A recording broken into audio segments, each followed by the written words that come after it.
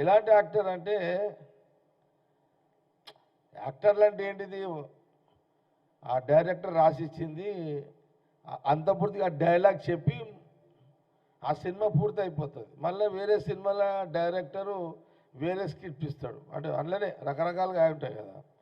ఈయన అతను వచ్చి సార్ గోడలు ఉన్నాయి పెంకులు లేవు నాకు పెంకులు ఇప్పని అడిగిందంట. అడిగిండు. అడిగితే మన కేసీఆర్ గారు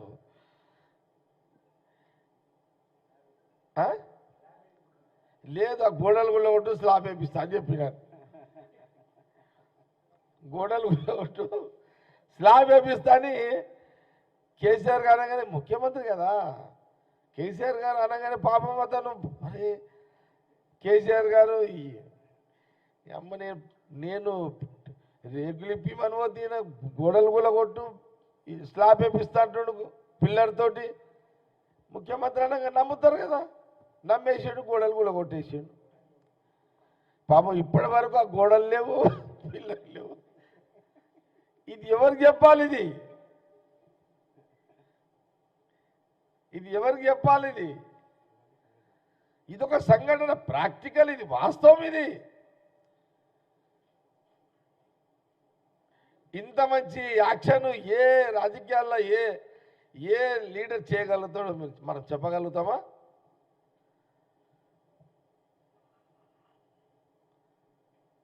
ఇదొక సంఘటన. నేను ఇంకొక సంఘటన చెప్తాను మీకు. మనం అది టీవీలలో చూసినాం, బ్రేకింగ్లు వేసారు, మీరే వేసారు బ్రేకింగ్, పెద్ద పెద్ద పలకలు వేసారు, వార్తలు రాశారు. హైదరాబాద్లో రోడ్లన్నీ టకటకటకట వేసేయండి అని అన్నారు. మొత్తం అంతా ఇట్లా రోడ్లన్నీ అద్దం తీరు అయిపోవాలని వచ్చింది. వేస్తూనే ఉన్నారు, ఇక వేస్తారు. ముఖ్యమంత్రి అన్నాడు హైదరాబాద్లో రోడ్లు పడుతున్నాయి, అర్ధరాత్రి కూడా వేసారు. వేయలేదు మనం ఎందుకంతా వేసాడు.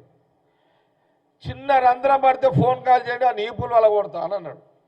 అది కూడా మీరు బ్రేకింగ్ చేశారు, అది కూడా మీరు బ్రేకింగ్ చేశారు. నేనే ఒకరోజు చూసిన, నెల తర్వాత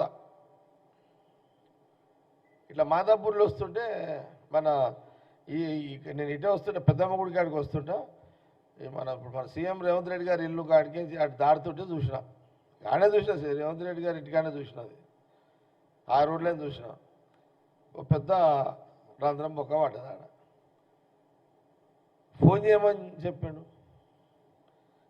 ఆ ఫోన్ నంబరు రాజశేఖర్ అని ఆయన నెంబర్ ఉంటాడు. ఎవరికి ఇచ్చినా రాజశేఖర్ పేరు ఇస్తాడు ఆయన. ఏ రాజశేఖర్ నీ నంబర్ అని. ఆ నెంబర్కి మేము ట్రై చేయని ఒకసారి కేసీఆర్తో మాట్లాడదామని చెప్పిన. ఎవరికి ఆడ రంధ్రం, కొత్త రోడ్ల రంధ్రం పడ్డా మన పీకలు తీస్తా కాంట్రాక్టర్లే అని చెప్పాడు. మీరే బ్రేకింగ్లు వేసారు, వార్తలు రాశారు. గుంత కడితే 500 రూపాయలు అని. అమ్మ నెల్లూరులకు గుంత పడ్డది, కేసీఆర్కి చెప్దామని మేమందరం ట్రై చేసినాం. ఆ రాజశేఖర రెడ్డి గారి ఫోన్ బంద్, స్విచ్ ఆఫ్. ఇదొక సంఘటన. ఆ వరంగల్ గోడగుల కొట్టి స్లాబ్ రెడీ ఉన్నాడు కదా, అతను కూడా రాజశేఖర రెడ్డి నంబరే ఇచ్చాడు. మనం ఇది టీవీలలో వచ్చింది. ఇది కేసీఆర్ యొక్క వారి చాతుర్యము, వారి పరిపాలన ఆ 10 ఏళ్లలో. ఇప్పుడు జనాలు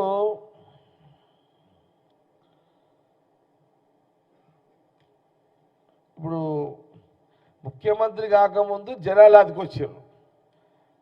ముఖ్యమంత్రి అయిన 10 ఏళ్ల తర్వాత ముఖ్యమంత్రిగా కేసీఆర్ దించగానే ఇప్పుడు మళ్ళీ ప్రజలు అదికొస్తున్నారు. ముఖ్యమంత్రిగా ఉన్నప్పుడు ఎప్పుడు ప్రజలు, తెలంగాణ ప్రజలు జ్ఞాపకం రాలేదు. ఎంత అన్యాయం అండి. 10 నిమిషాలు నువ్వు తినే తిండికి 3 సార్లు కరెంటు పోయిందని కాంగ్రెస్ పార్టీ మీద నిందలేస్తున్నావే. ఇంత అబద్ధం ఆడి జనాలను మళ్ళీ మోసగాళ్లకు మోసగాడు కేసీఆర్. మళ్ళీ ఏంది ఇదంతా? అన్యాయం అండి ఇది. కేసీఆర్ కుటుంబంలో కేసీఆర్ గారి బ్లడ్ అది ఆ తత్వం అందరికి వచ్చేసింది. కేటీఆర్కి వచ్చింది, హరీష్కి వచ్చింది, కవితకు వచ్చింది. ఎవరన్నా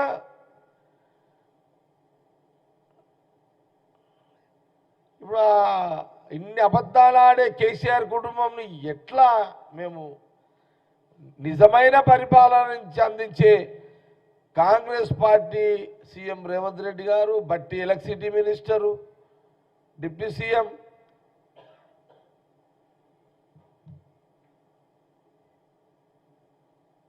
కాబట్టి కేసీఆర్ గారికి ప్రజలకు కరెంటు కోతలు, తెలంగాణలో కరెంటు ఇప్పుడు ఎక్కడనో ఒక దగ్గర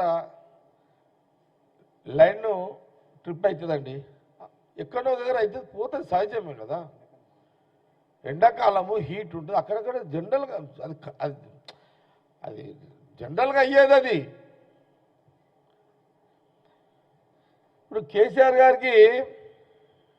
కేసీఆర్ గారి కుటుంబానికి తెలంగాణ ప్రజలకు కరెంటు గురించి కాదు చింతన. కేసీఆర్ గారి కుటుంబానికి పొలిటికల్ పవర్ కట్ అయిపోయింది. తెలంగాణ ప్రజలు కట్ చేసిర్రు. కేసీఆర్ గారి కుటుంబానికి పొలిటికల్ పవర్ కట్ అయిపోయింది.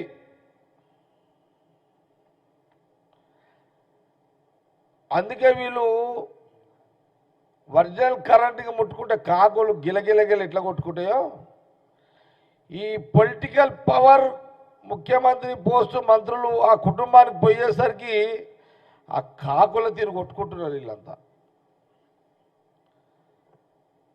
కరెంటు ముట్టుకొని ఎట్లయితే కాకులు కొట్టుకుంటాయో, ఈ పవర్ పోయేసరికి కేసీఆర్ గారి కుటుంబము వీళ్ళు కాకుల తీరు పవర్ పోగానే కొట్టుకుంటున్నారు.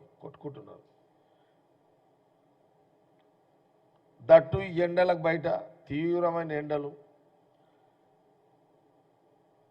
ఆ తిక్కల మాట్లాడుతున్నారు. ఎండలకు తప్పుతలేదు బయటికి వెళ్ళాక కేసీఆర్కి. ఎందుకంటే పోకపోతే ఎంపీ ఎలక్షన్లో అవుట్ అయిపోతారు, రాజకీయంగా అవుట్ అయిపోతారు, ఈ ఉన్నది కూడా వీక్తుంది. కాబట్టి ఎంపీ ఎలక్షన్ల ప్రచారానికి గత్యంతరం లేక వెళ్లాల్సి వస్తుంది. వెళ్తేనేమో ఈ ఎండలు, హీటు, వెళ్ళకపోతే ఇంట్లో హీటు, కుటుంబం యొక్క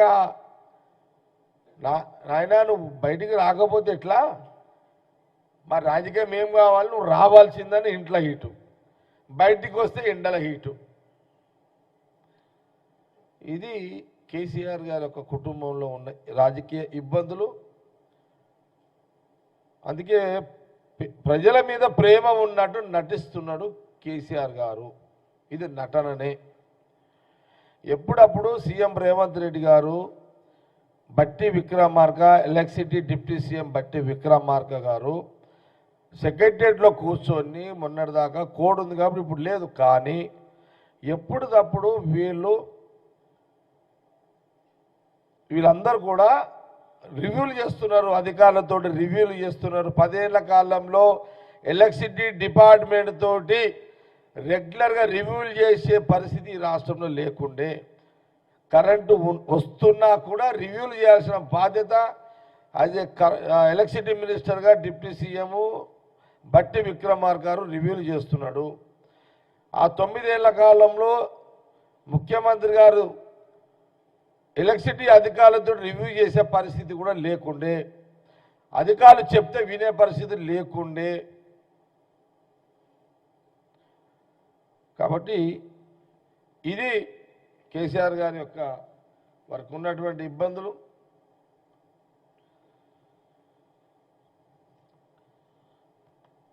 మరి ఇంకేమన్నా ఎలిమెంట్స్?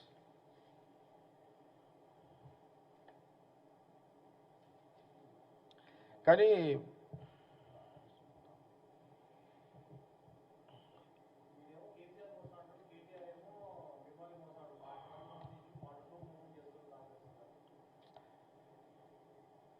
తెలంగాణ ప్రజలు పాయింట్ తెలంగాణ ప్రజలు 9 ఏళ్ళు 10 ఏళ్ళు కేసీఆర్ని మోసి ఈ అబద్ధాల దిట్ట కేసీఆర్ గారు అని 9 ఏళ్ళ తర్వాత గ్రహించి కాంగ్రెస్కి పట్టం కట్టిరు తెలంగాణ ప్రజలు.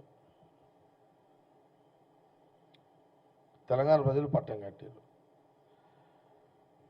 కాంగ్రెస్ ఎప్పుడు కూడా కాంగ్రెస్ పార్టీ ముఖ్యమంత్రి మంత్రులు కానీ ముఖ్యమంత్రి గారు కానీ డిప్యూటీ సీఎం కానీ ఎప్పుడు పోతే అప్పుడు సెక్రటరీలో దొరుకుతున్నారా చెప్పండి. 10 ఏళ్ల కాలంలో సెక్రటరీలో ఎప్పుడైనా మీకు కేసీఆర్ మీకు ఎప్పుడైనా దొరికిందా? దొరకలేడు కదా. సెక్రటరీలో సమ్మక్క సారక్కల జాతర ఎట్లుంటుంది, ఏడుపాయల దుర్గమ్మ జాతర ఎట్లుంటుంది, మెదక్ చర్చి దగ్గర జాతర ఎట్లుంటుంది, మా దగ్గర ఫతేఖాన్ దర్గా సంవత్సరానికి ఒకసారి అయితే సంగారెడ్డిలో జాతర ఉంటుంది. అలాంటి జాతర వాతావరణం ఇప్పుడు మన బోనాల పండుగ జాతర కానీ, ఎల్లమ్మ జాతర కానీ, ముత్యాలమ్మ జాతర కానీ, దుర్గమ్మ జాతర కానీ, మల్లన్న జాతర కానీ, బీరప్ప జాతర కానీ ఎట్లయితే జనాలు ఉంటారో అట్లా సెక్రటరియట్లో ఇప్పుడు జనాలు ఉంటున్నారు. అది కాంగ్రెస్ ప్రభుత్వము కాబట్టి సెక్రటరియట్లో పార్కింగ్ జాగా దొరకలేదు. ఇలాంటి పరిపాలన ప్రజల మధ్యలో పరిపాలన 9-10 ఏళ్ల తర్వాత తెలంగాణ సెక్రటరియట్లో జరుగుతున్నది. ఇది నిజము. దీనికి సాక్ష్యం మీడియానే. మనకు చాలామంది మీడియా వాళ్ళు మాకు పార్కింగ్ దొరకలేదన్నా, మా మీడియా వాళ్ళకు దొరకలేదన్నారు. ఇంతకంటే సాక్ష్యం ఏం కావాలి? ఏ సామాన్య మానవుడు సెక్రటరీలకు డైరెక్ట్గా పోయి పనిచేసుకునే పరిస్థితులు ఈరోజు కాంగ్రెస్ పార్టీ అధికారంలోకి వచ్చినాక మొదలైంది.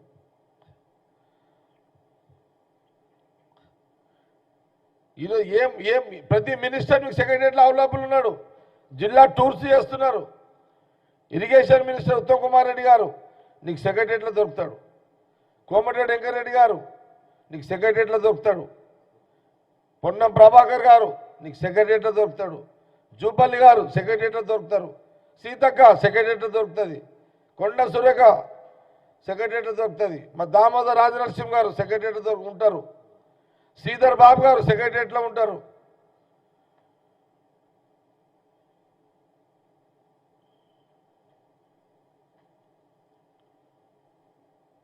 ఇంకా సాక్ష్యం ఇంకేం కావాలి మీకు? సెక్రటరియట్లో ఉండి పరిపాలించిన ముఖ్యమంత్రి గారు, డిప్యూటీ సీఎం గారితో పాటు మినిస్టర్స్, మీరు ఫామ్ హౌస్లలో ఇళ్లలో వండుకొని పరిపాలించిన చరిత్ర కేసీఆర్ కుటుంబాన్ని. ఇది కాదా? ఇది నిజమే కదా.